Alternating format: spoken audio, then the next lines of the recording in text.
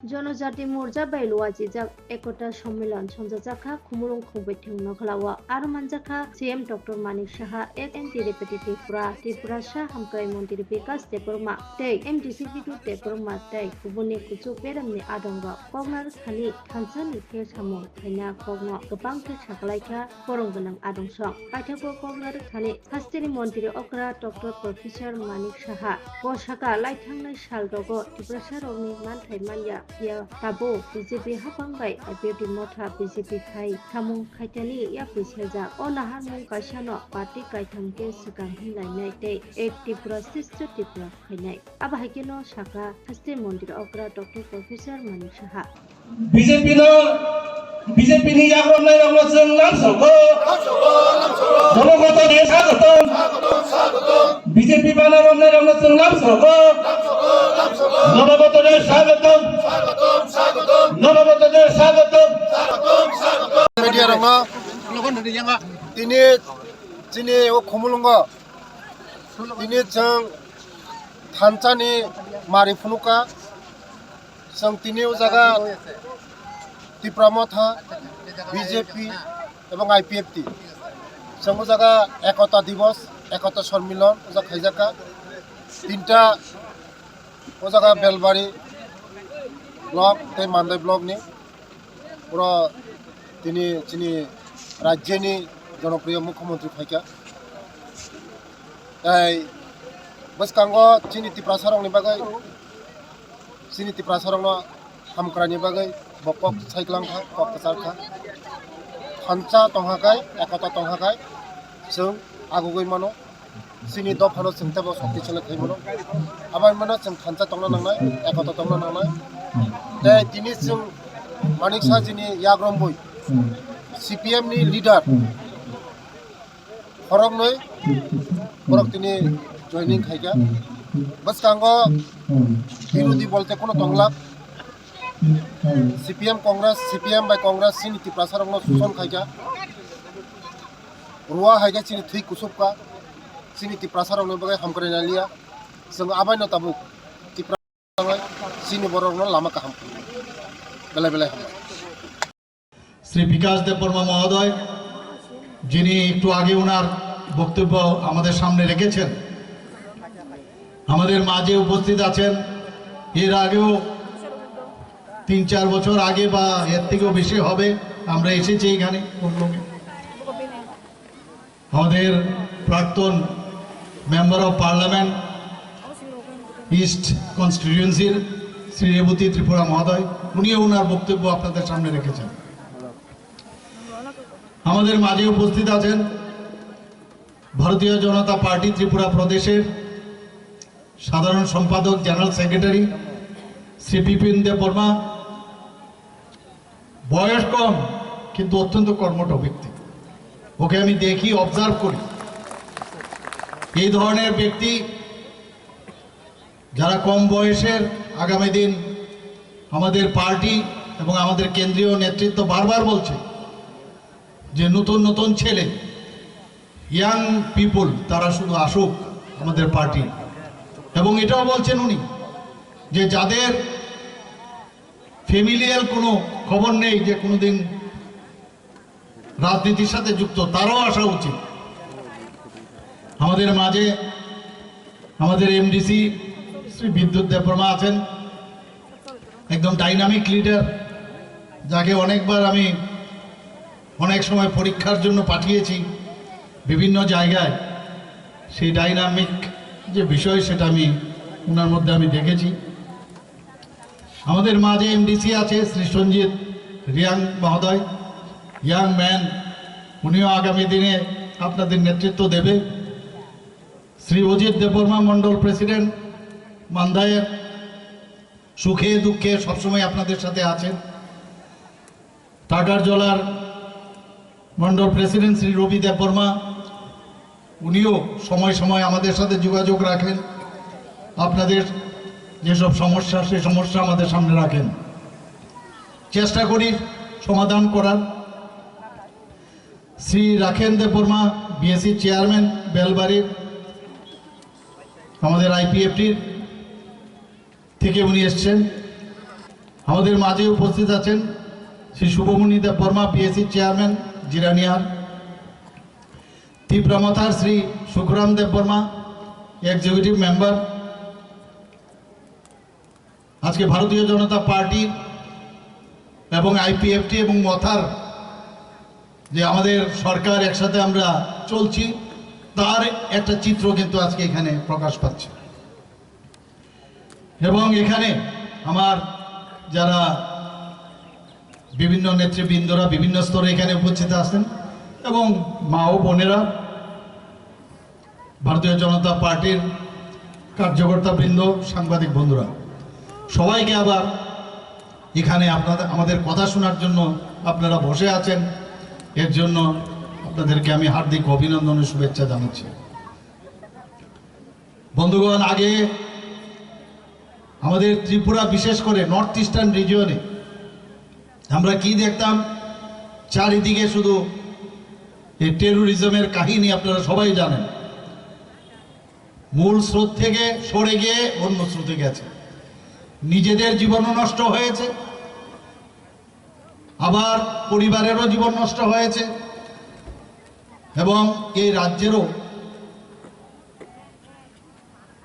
জীবন নষ্ট হয়েছে। নর্থ ইস্টের সমস্ত জায়গায় আমরা সেটা দেখেছি, শুধু ত্রিপুরা নয়।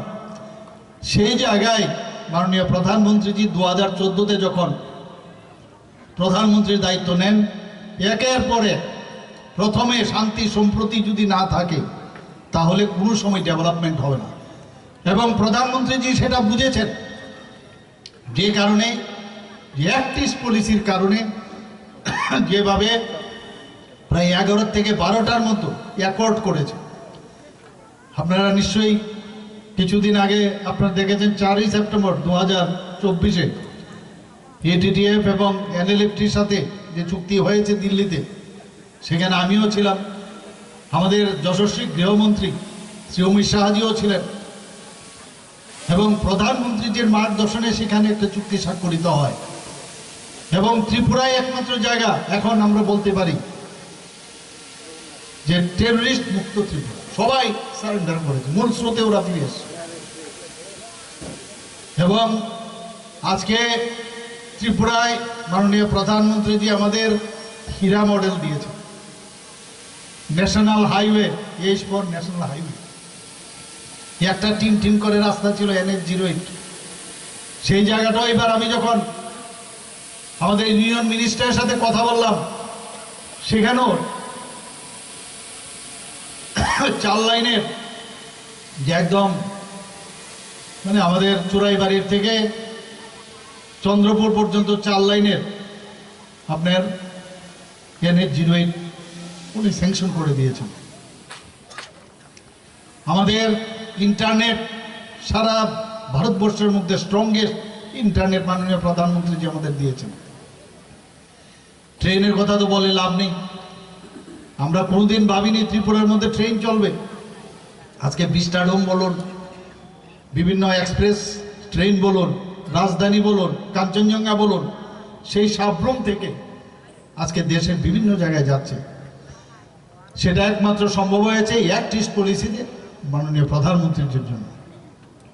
এয়ারওয়ের কথা যদি বলি, আজকে ত্রিপুরার যে এয়ারপোর্ট, আমরা সিঙ্গারবিল নিয়ে আমরা জানি মহারাজা বীর বিক্রম কিশোর মাণিক্য বাহাদুর দ্বিতীয় বিশ্বযুদ্ধের শেষ মুহূর্তে, শেষ দিকে উনি Singarbhil, one of the oldest airport, ওনার সময় উনি সেটা করেছিলেন।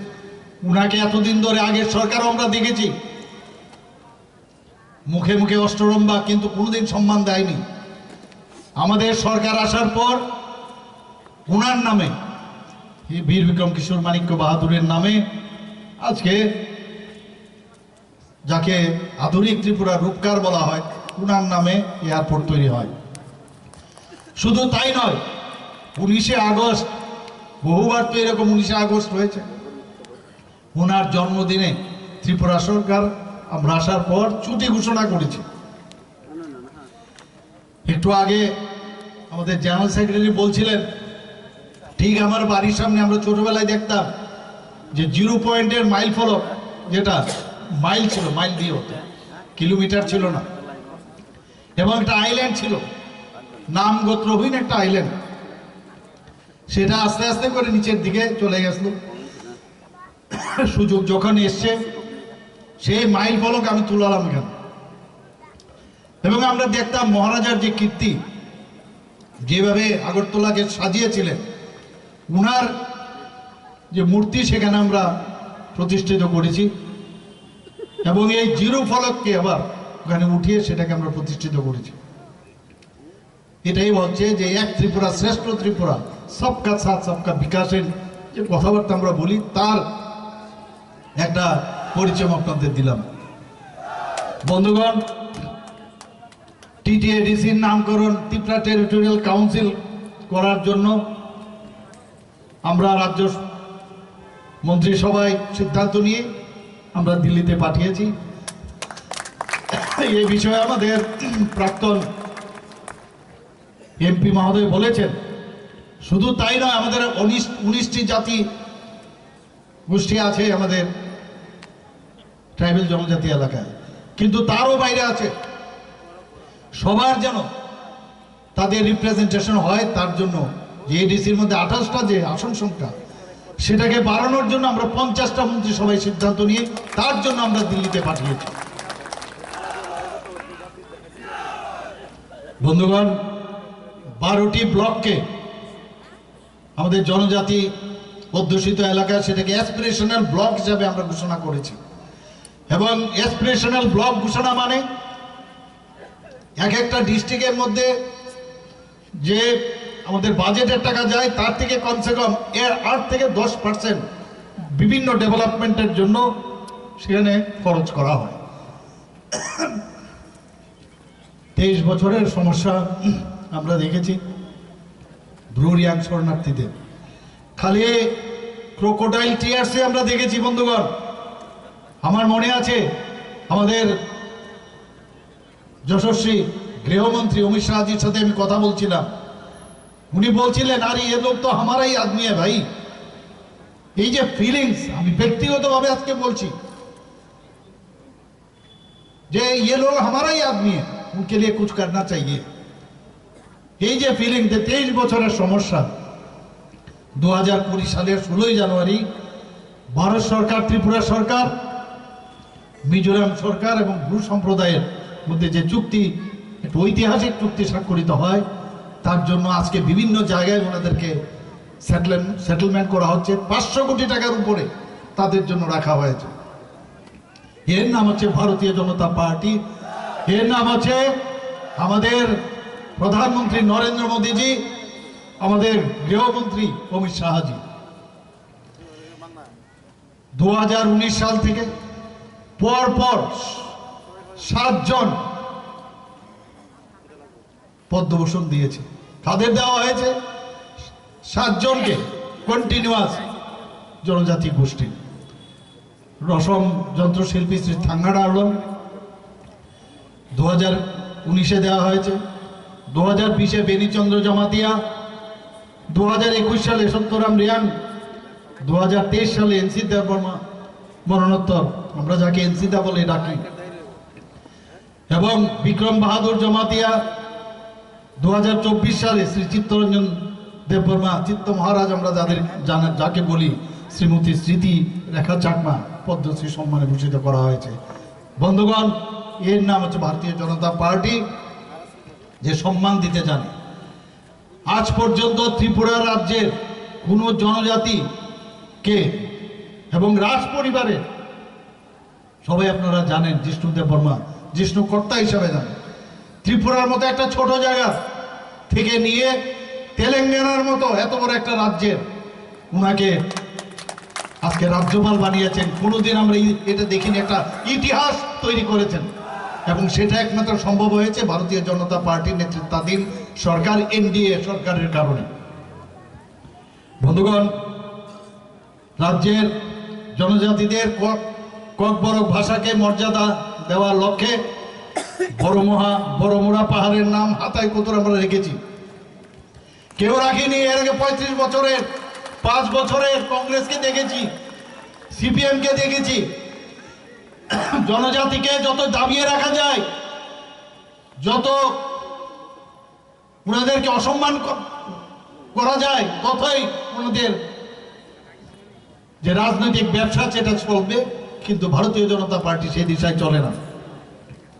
আমরা গন্ডা চোরার নাম গন্ডা তৈসা দিয়েছি, 18 মোড়া পাহাড়ের নাম হাচুক বেরেম রেখেছি। এরকম আমাদের যে চেষ্টা যে নামের মাধ্যমে পরিবর্তন করে সম্মান দেওয়ার যে বিষয়, সেটা একমাত্র আমাদের সরকার, আমরা সেটা করে থাকি।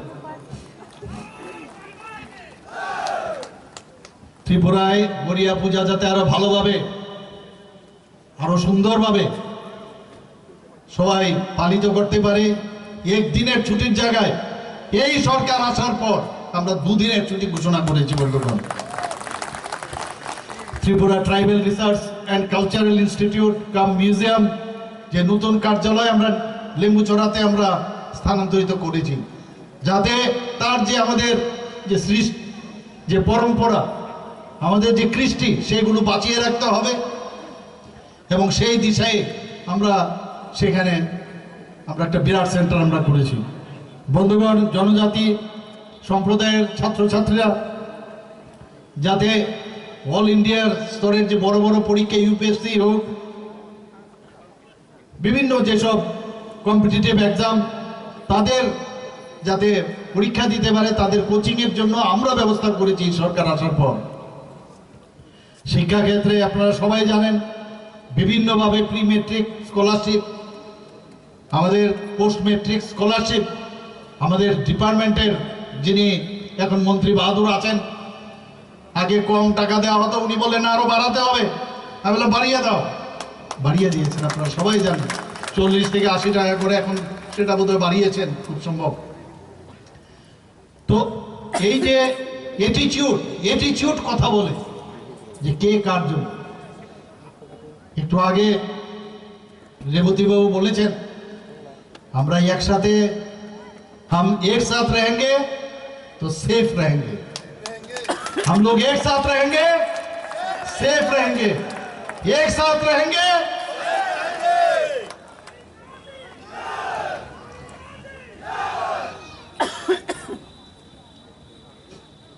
মেধাবী জনজাতি ছাত্রছাত্রীদের আমরা মেধা পুরস্কার দেওয়ার সেটাও আমরা শুরু করেছি। 2023-24 অর্থ বছরে 5000 এর উপর আমরা এই ছাত্রছাত্রীদের বৃত্তি আমরা দিয়েছি। স্পেশাল কোচিংয়ের কোর্স সাবজেক্টে তাদেরকে যেন আরো বেশি করে উপযুক্ত করা যায় তার জন্য আমরা কোচিংয়ের ব্যবস্থা করেছি। Supplementary education for elementary classes, যখন আমাদের আগের যে জমাতিয়াজি ছিলেন আমাদের মন্ত্রী, ওনার সময়ে সেটা আমরা শুরু করেছি, এবং বিভিন্ন কোচিং সেন্টার প্রায় 10,000-এর উপরে সেই ছাত্রছাত্রীদের আমরা কোচিং দিচ্ছি। বন্ধুগণ, 3টি ডিগ্রি কলেজে হোস্টেল আমরা জনজাতিদের জন্য আমরা করেছি। মহিলা কলেজে একটা আগরতলায়, আম্বেদকর কলেজ ফটিকরায়ে, গন্ডাছড়া সরকারি কলেজে, বিভিন্ন জায়গায়। তাছাড়া আপনারা সবাই জানেন, এখানেও আমার পূর্ববর্তী বক্তারা বলেছেন, Eklavya model residential school EMRS 21টার মতো, আগে 4টা ছিল, পরে আরো 17টার মতো স্যাংশন হয়েছে। এবং আপনারা একটু ভাবুন আপনারা যে কিভাবে জনজাতি অধ্যুষিত এলাকায় যাতে পড়াশোনার মান আরো বেশি উন্নয়ন হয়, সেই দিশায় আমাদের মাননীয় প্রধানমন্ত্রী যে কাজ করছেন, এতে করে প্রায় 8160 জন জনজাতি ছাত্রছাত্রী সরাসরি পড়াশোনা করতে পারবেন। বন্ধুগণ, আপনারা শুনে খুশি হবেন যে বিশ্রামাগারের প্রয়োজন। বর্তমানে রাজ্যে মোট 13টি জনজাতি বিশ্রামাগার চালু রয়েছে। বনধন বিকাশ কেন্দ্র স্থাপন হয়েছে, 84টি বনধন বিকাশ কেন্দ্র এই সরকার আসার পর আমরা চালু করেছি। সেখানে ঝাড়ু, আমলকি, তেঁতুল, গন্ধকি ইত্যাদি যেসব বনজ দ্রব্য সেগুলো ভ্যালুয়েটেড করে সেখানে বিক্রির ব্যবস্থা করা হয়েছে। প্রায় 18,000-এর উপরে সেখানে বেনিফিশিয়ারি আমাদের জনজাতি ভাই বোনেরা আছেন। মুখ্যমন্ত্রীর আবাস মিশন যোজনা সেখানে আমরা 24,000 উপরে হেক্টর জমিতে আমরা সেই চাষের ব্যবস্থা করেছি। এখন পর্যন্ত প্রায় 28,000 বেনিফিশিয়ারি আমাদের জনজাতি ভাই বোনেরা তাতে উপকৃত হয়েছেন। স্বনির্ভর করার জন্য আমাদের যারা জনজাতি ভাই বোনেরা আছেন প্রায় 1,000-এর উপরে, প্রায় 1,500-এর মতো ক্ষুদ্র ব্যবসা যাতে করতে পারে তার জন্য সেই ঋণ পর্যন্ত দেওয়া হয়েছে।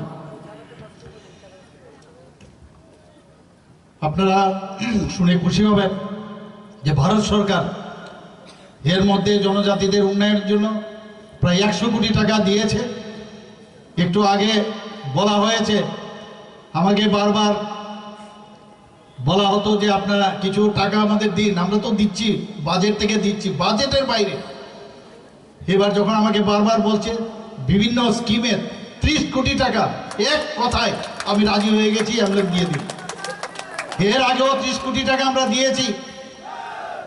আমাদের সরকার আসার পর এই হসপিটাল খোলার জন্য বন্ধুগণ এক্সটার্নাল এইডের প্রজেক্ট যে ফান্ডের ওয়ার্ল্ড ব্যাংকের একটা বিরাট প্রকল্প আমরা নিয়েছি, প্রায় 1400 কোটি টাকা।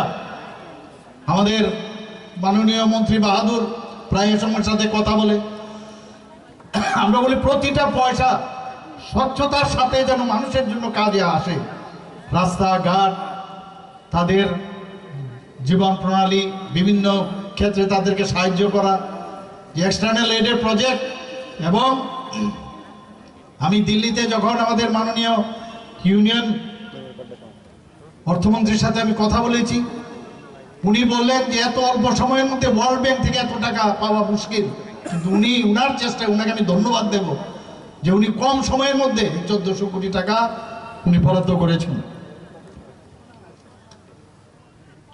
ট্রেসপের মাধ্যমে আমাদের 75,000 পরিবার লাইভলিহুড মানুষ এখন যেহেতু অনেক বেশি অ্যাডভান্স হয়ে গেছে, সেই আইটিস টাটা গ্রুপের সাথে আমরা যখন মুভ করলাম, তাতে করে প্রতি বছর 5,000 আমাদের ছেলেরা এখন যে কম্পিউটার বেসড যে মেকানিজম ওনারা আনবেন, প্রায় 700 কোটি টাকা তারা ওনারা এখানে নিবেশ করবে। তাতে করে 100% ওরা অ্যাবজর্পশন করবেন, শুধু ত্রিপুরাতে নয়, ভারতবর্ষে নয়, বিভিন্ন ভারতবর্ষের বাইরে বিভিন্ন দেশেও ওনারা পাঠাবেন। সেই মোহ হয়েছে আমাদের সাথে। আপনারা জানেন যে বিভিন্ন সুপার স্পেশালিটি হাসপাতাল, আমরা যে জিবি হাসপাতালে সুপার স্পেশালিটি হাসপাতাল আমরা করেছি, আরও সুপার স্পেশালিটি হাসপাতাল করার জন্য বাইরের থেকে অনেক ইনভেস্টার আসছে। এখানে আমাদের 400 ডাক্তারের প্রয়োজন, আগে ছিল 200। এর মধ্যে আরেকটা মেডিকেল কলেজ এসছে, সেখানে 400 MBBS ডাক্তার প্রতি বছর এখন বেরোবে। ডেন্টাল কলেজ হয়েছে এখানে, বিএসসি নার্সিং কলেজ হয়েছে এখানে, সব দিকে একটা হাব ট্রেস্প এখানে হয়েছে। সব দিকে আমরা এখানে চাইছি যে একটা হেলথ হাব হোক, এখানে মেডিকেল হাব হোক, বিশাল অঙ্কের লোকের তাতে করে কর্মসংস্থান হবে। রাজ্যে পর্যটনের বিশাল সম্ভাবনা আমাদের। এর মধ্যে আপনারা শুনেছেন প্রায় 97 করোড় 51টা শক্তিপীঠ তার রিপ্লিকা আমরা উদয়পুরে বন্দোয়ারে আমরা করতে যাচ্ছি। কেন্দ্রীয় সরকার তাতে করে 97 কোটি টাকা স্যাংশন দিয়েছে।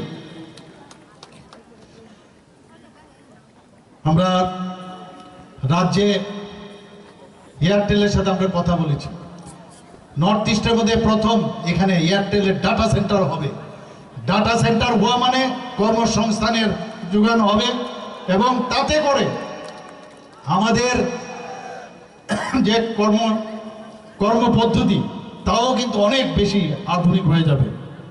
বন্ধুগণ, এর মধ্যে আমি ইনফোসিসের চেয়ারম্যানকে আমি চিঠি দিয়েছি, যাতে করে রাজ্যের যে উন্নয়ন জোয়ার বইছে তাতে ওনারও এসে আমাদের সাথে যোগ দেয়। আমাদের মূল মন্ত্র হচ্ছে বৈচিত্র্যের মধ্যে ঐক্য, ইউনিটি ইন ডাইভার্সিটি। বন্ধুগণ, আমার কথা বলে আমার যে সেন্টেন্স সেটা ধরেই বলেছেন যে আমি বলেছিলাম একবার যে ত্রিপুরা কখনই উন্নয়ন হবে না যতক্ষণ ধরে আমাদের জনজাতি ভাই বোনদের উন্নয়ন না হবে। সেটা একটু আগে বলেছে। আমরা সবাই এক, এটা আগে বুঝতে হবে। জাতি জনজাতি আমাদের মধ্যে কোনো অবস্থায় কোনো বিভেদ থাকা উচিত নয়। এটাকে বলে আমরা সবাই ঐক্যতার প্রতীক। আমরা সবাই একসাথে আমরা থাকবো। আগামী দিন এই ত্রিপুরাতে যে শান্তি বিরাজ করছে, 28টা রাজ্যের মধ্যে নিচের দিক থেকে এখন 3য় স্থানে আছে। এটা আমার রিপোর্ট নয়, দিল্লির রিপোর্ট। শান্তি সম্প্রতির দিকে ত্রিপুরা এখন 3rd পজিশনে আছে নিচের দিক থেকে।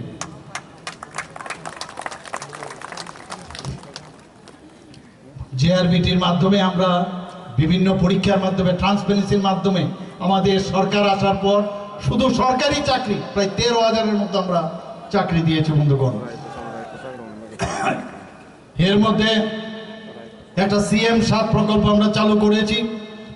সেটাও যারা মাধ্যমিক উচ্চ মাধ্যমিক পরীক্ষা উত্তীর্ণ, যারা 200 জন মেধাবী ছাত্রছাত্রীকে 5,000 টাকা করে, এবং যারা মাধ্যমিক তাদের জন্য 2 বছরের জন্য আমরা 5,000 টাকা করে দিচ্ছি, আর 3 বছরের জন্য মাধ্যমিক, আর উচ্চ মাধ্যমিকে 2 বছরের জন্য। বন্ধুগণ, TPSCর মাধ্যমে 30 জন আমরা TCS অফিসার নিয়েছি, 10 জন TPS অফিসার নিয়েছি, এবং প্রতি বছর এটা যাতে থাকে সেই ব্যবস্থা আমরা করছি। মুখ্যমন্ত্রী জন আরোগ্য যোজনার কথা যদি আমরা বলি, এখানে যারা আছেন আজকে কিন্তু ভারতবর্ষের মধ্যে ত্রিপুরা একটা জায়গা যেখানে প্রধানমন্ত্রী জন আরোগ্য যোজনার পরে মুখ্যমন্ত্রী জন আরোগ্য যোজনার মাধ্যমে আমরা সবাই আজকে এই যে যোজনা আমরা করেছি, তাতে করে স্বাস্থ্যের বেলায় প্রায় 5 লক্ষ টাকা করে প্রতি বছরে প্রতিটা ফ্যামিলি পাবো আমরা, সেই ব্যবস্থা আমরা করেছি। বন্ধুগণ, আমরা এর মধ্যে সিদ্ধান্ত নিয়েছি, বিধানসভায় আমি বলেছি যে 100 জন মেধাবী কন্যা সন্তানকে, আমরা তো 9ম শ্রেণীর যারা আছে তাদেরকে আমরা তো সাইকেল দিচ্ছি, কিন্তু 100 জন মেধাবী কন্যা সন্তানকে স্কুটি দেওয়া শুরু হয়ে যাবে বন্ধুগণ। PM জনমন প্রকল্পে রাজ্যের 4 জেলার 6টি ব্লকে 10টি জনজাতি ছাত্রাবাসের ভিত্তিপ্রস্তর স্থাপন করা হয়েছে বন্ধুগণ। এর মধ্যে 4টি রয়েছে ছাত্রীদের জন্য, 6টি ছাত্রদের জন্য। কিছুদিনের মধ্যেই স্পেশাল এক্সিকিউটিভের প্রায় 6,000 স্পেশাল এক্সিকিউটিভের যারা যুবক যুবতীরা আছেন তারা সেই চাকরি পাবেন। আপনারা নিশ্চয়ই লক্ষ্য করেছেন যে রাজ্য সরকার সম্প্রতি যে DA 5% আমরা দিয়েছি, 3% আমার যখন আমাদের সরকার আসে, পরবর্তী সময়ে 29 মাসে আমি যখন মুখ্যমন্ত্রী হই 27% আমরা DA দিয়েছি। এর আগে 3% অর্থাৎ 30% আমরা DA সরকারি কর্মচারীদের বন্ধুগণ দিয়েছি।